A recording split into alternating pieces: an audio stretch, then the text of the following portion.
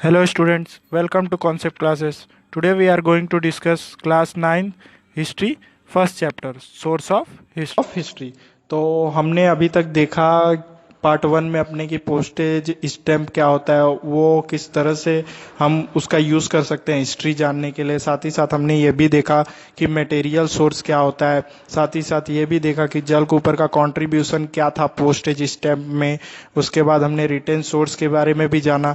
अभी हमारा material source का एक टॉपिक बचा है, उसे कवर करते हैं। उसके बाद हम लोग देखेंगे अपना ओरल सोर्स। अगर आपने पार्ट वन नहीं देखा है तो पार्ट वन का लिंक मैंने डिस्क्रिप्शन में दिया है, आप उसे वहां से जाकर देख सकते हैं। तो चलिए स्टार्ट करते हैं अपना part two. Museum. All state of India have museum that depict the characteristics and display the cultural and social heritage of state। तो बता रहा है कि भारत के हर एक स्टेट में म्यूजियम्स है जो वर्णन, डिपिक्ट का मतलब क्या होता है, वर्णन। वर्णन मतलब दिखाते हैं, किसका दिखाते हैं, क्या दिखाते हैं, कल्चरल एंड सोशल हेरिटेज दिखाते हैं उस स्टेट का। स्टेट मतलब विरासत, हेरिटेज मतलब विरासत और स्टेट मतलब राज्य। They enable us to understand history. That is the Chhatrapati Shivaji Maharaj museum at Mumbai. तो मुंबई में एक म्यूजियम है जिसका नाम है Chhatrapati Shivaji Maharaj. Reserve bank museum in Pune. Pune में एक म्यूजियम है जिसका नाम है reserve bank museum.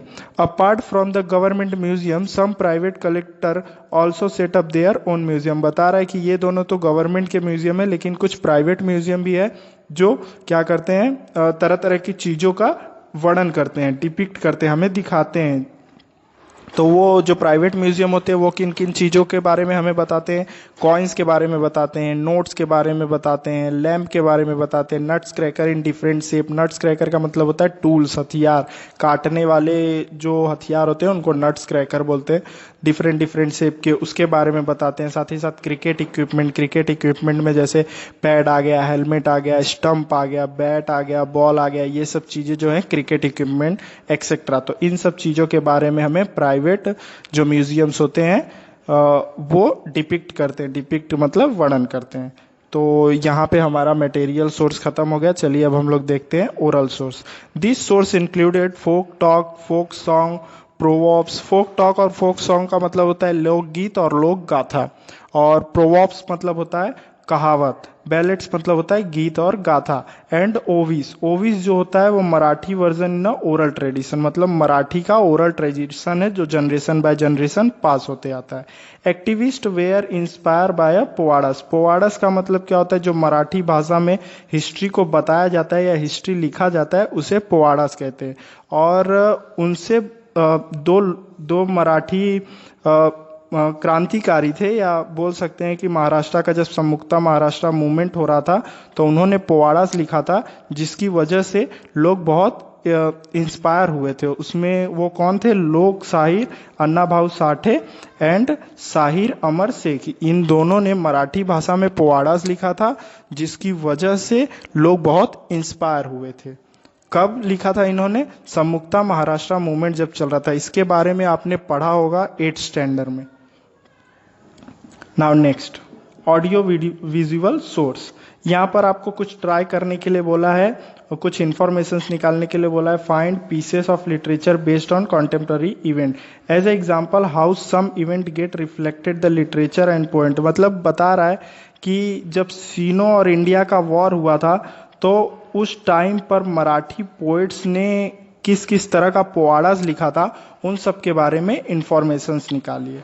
Now next हमारा सोर्स है ऑडियो विजुअल सोर्स। अभी तक हमने रिटन सोर्स के बारे में देखा, ओरल सोर्स के बारे में देखा और मटेरियल सोर्स के बारे में देखा। ये हमारा चौथा पिलर है ऑडियो विजुअल सोर्स। तो ऑडियो विजुअल सोर्स में क्या आता है, टेलीविज़न, फिल्म्स, जैसे हिस्ट्री के ऊपर बहुत सारी फिल्म्स बनती है। जैसे आपने देखा होगा गोल्ड मूवी, उसके बाद आपने देखा होगा केसरी मूवी, उसके बाद छत्रपति शिवाजी महाराज के ऊपर भी मूवी बनी थी। तो ये सब जो टेलीविज़न फिल्म होती है, ये सब जो है ऑडियो विजुअल सोर्स होती है। ऑडियो का मतलब होता है सुनाई देने वाला और विजुअल का मतलब होता है दिखाई देने वाला।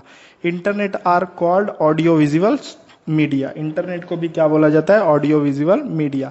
Many domestic and foreign television channel also come under this head. Example History Channel, Discovery Channel etcetera. बता रहा है कि ऑडियो विजुअल सोर्स के अंडर में बहुत सारे इंटरनेशनल चैनल भी आते हैं, जैसे हमारे ही टीवी पर आते हैं हिस्ट्री चैनल और डिस्कवरी चैनल। चलिए नेक्स्ट टॉपिक है हमारा film and television institute of India. अब इंडिया में फिल्म और टेलीविजन का डेवलपमेंट हुआ। The government of India started the film and television institute of India at Pune. Pune में film and television institute start हुआ। कब स्टार्ट हुआ? 1960 में, with the purpose of providing public education. Public लोगों को एजुकेशन देने के लिए ये television and film institute start हुआ था 1960 में। जैसे इसमें लोगों को किस तरह का एजुकेशन दिया जाता था कि जैसे खेती को हमें किस तरह से आगे बढ़ाना है, फार्मर्स के लिए चैनल होते थे, साथ ही साथ एजुकेशन, पॉपुलेशन के ऊपर किस तरह से कंट्रोल करना है, तो इस सब के बारे में एजुकेशन दिया जाता था, लोगों को अवेयरनेस फैलाया जाता था। An institute call Indian news review has produced various news reels on important event in politics, social issue, art, sports and culture. बता रहा है कि ये जो फिल्म एंड टेलीविज़न इंस्टीट्यूट था ये तरह तरह के रील रन करता था न्यूज़ के थ्रू, जो बहुत इम्पॉर्टेंट इवेंट हैं होते थे, जैसे पॉलिटिकल इवेंट्स होते थे, सोशल इवेंट्स होते थे, आर्ट्स मतलब कहीं पर डांस वांस का प्रोग्राम होता था वो सब, एंड स्पोर्ट्स मतलब क्रिकेट होता था या फिर ओलंपिक होता था, तो उन सबको टेलीकास्ट करने के लिए film and television institute work करता था। This department has also produced various documentaries on prominent social leaders. बता रहा है कि बहुत सारे सोशल लीडर्स के ऊपर ये डॉक्यूमेंट्रीज भी बनाते थे। डॉक्यूमेंट्रीज का मतलब क्या होता है? छोटी शॉर्ट फिल्म्स जो होती है 4 मिनट 5 मिनट की, उसको हम लोग बोलते हैं documentaries.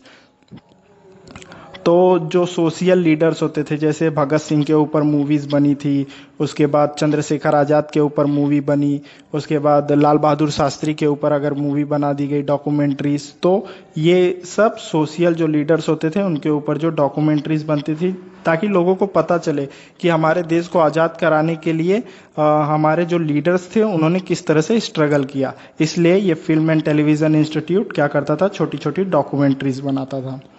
On people who have made major contribution from the country and about important location in India। तो वही बता रहा है कि इससे हमें पता चलता था कि हमारे देश में किस लोकेशन से कौन से पीपल ने कंट्रीब्यूट किया है देश को आज़ाद कराने के लिए या देश के किसी भी इशू को सॉल्व करने के लिए। This news releases and documentaries are useful from study the history of modern India. बता रहा है ये डॉक्यूमेंट्रीज भी मॉडर्न इंडिया की हिस्ट्री को जानने के लिए और उसको समझने के लिए बहुत हेल्पफुल है।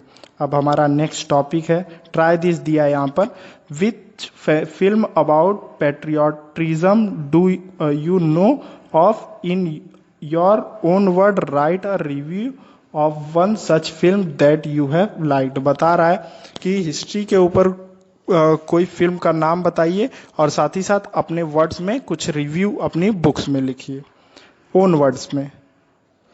नेक्स्ट क्या दे? Till now we have seen some important source from writing the history of modern India. बता रहा है अभी तक हमने जाना कि हिस्ट्री को समझने के लिए और हिस्ट्री को लिखने के लिए, मॉडर्न इंडिया के हिस्ट्री को समझने और लिखने के लिए किस किस सोर्स की ज़रूरत पड़ती है, या फिर कौन कौन से सोर्स आज मॉडर्न इंडिया में हमारे पास अवेलेबल है। The time in the 21st century are change so rapidly. बता रहे कि 21st सेंचुरी जो अभी चल रही है, 21st सेंचुरी है, बहुत तेज़ी से चेंज हो रहा है।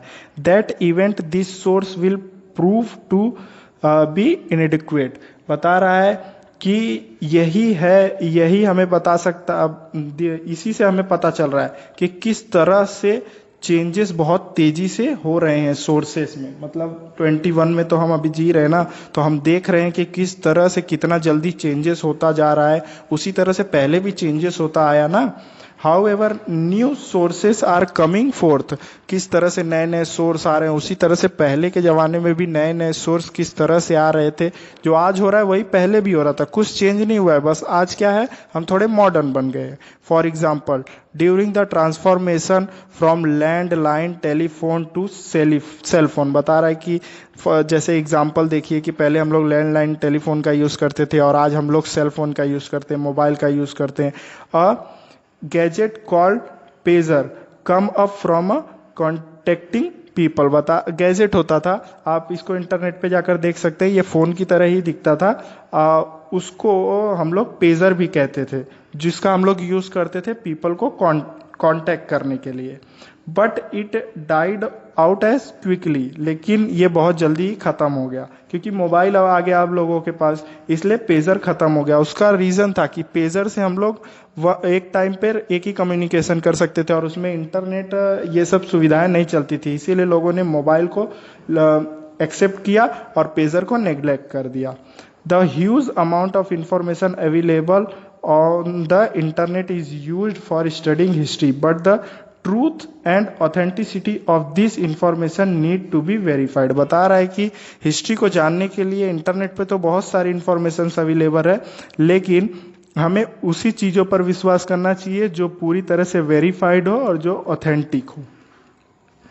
Now, it has become comparatively easy to study history with the all this sources, बता रहा है कि जितने भी सोर्सेज के बारे में अभी हमने पढ़ा, इन सब सोर्सेज का यूज़ करके हिस्ट्री को हम लोग बहुत आसानी से समझ सकते हैं और जान सकते हैं। As this source are from the contemporary period, बता रहा है ये उस टाइम के सोर्सेज हैं और अगर इस सोर्सेस का यूज़ करेंगे तो हमें पता चलेगा कि उस टाइम पर लोगों की लाइफस्टाइल कैसी थी।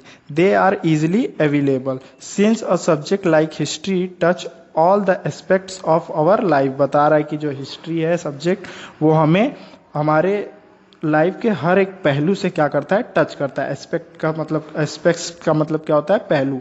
Offered from preservation of such sources are made at all level, बता रहा है कि अगर ये सब सोर्सेज आपके पास अवेलेबल होते हैं या फिर आप इन सब सोर्सेज को म्यूज़ियम में देखने जाते हैं तो उसको प्रिजर्व करें, उसको कोई क्षति ना पहुंचाए। या फिर आप किसी किले में जाते हैं या फिर किसी हेरिटेज साइट्स पर जाते हैं तो लोग जाते हैं वहाँ पर अपना नाम लिख कर चले आते हैं, तो ये सब नहीं करना चाहिए, उसे प्रिजर्व करना चाहिए ताकि आगे आने वाली जनरेशन भी क्या कर सके, उसके बारे में जान सके। We should also contribute to this effort, और हमें इन सब चीज़ों के ऊपर ध्यान देना चाहिए जिसकी वजह से हम अपनी हिस्ट्री को क्या कर सकते हैं, अपने हेरिटेज साइट्स को क्या कर सकते हैं, कंजर्व और प्रिजर्व करके रख सकते हैं। अगर हम आज उसे कंजर्व और प्रिजर्व करके रखेंगे, मतलब संभाल कर रखेंगे, तो आगे आने वाली जनरेशन भी जिस तरह से हम जानने के लिए उत्सुक हैं वो भी जानने के लिए उत्सुक रहेंगे। तो अगर हम उसे क्षति नहीं पहुंचाएंगे तो उन्हें भी क्या उन सब चीज़ों के बारे में